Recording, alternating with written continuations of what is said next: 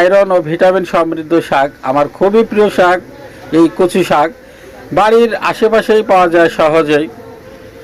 আজকে এই কচু কাটতে এসে কচু কাটার গল্প বলবো না আপনাদের অন্তর কাটার গল্প বলবো, সেই বিষয়টি নেই ভাবনা চিন্তা আছি। যাই হোক, আপনাদের অন্তর কার কতখানি কাটবে জানি না, তবে আমার বলতে হবে এটাই বিষয়। গতকাল বাজারে গিয়েছিলাম ইলিশ মাছ কিনতে। বাজারে গিয়ে দেখি তেমন করে ইলিশ মাছ নেই, ছোট আকারের ইলিশ, জাটকা মাছ বললে চলে।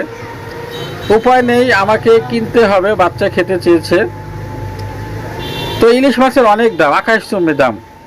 ছোট ছোট ইলিশ মাছ অথচ 1000 টাকার উপরে কেজি, পার কেজি।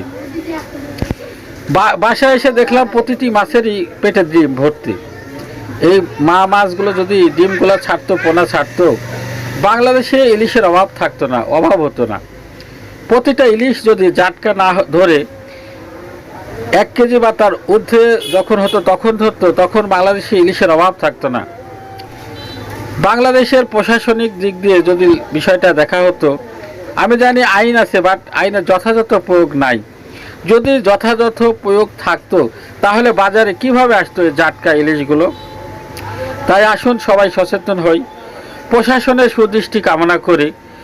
আপনারা ইলিশগুলোকে বড় করতে সহযোগিতা করুন, বাজারে ইলিশের চাহিদা যে ঘাটতি সেটা পূরণ করুন। তাহলে আমরা সবাই মাছে ভাতে বাঙালি, ইলিশ আমাদের জাতীয় মাছ, সেটা সবাই খেতে পারবো। আল্লাহ হাফেজ।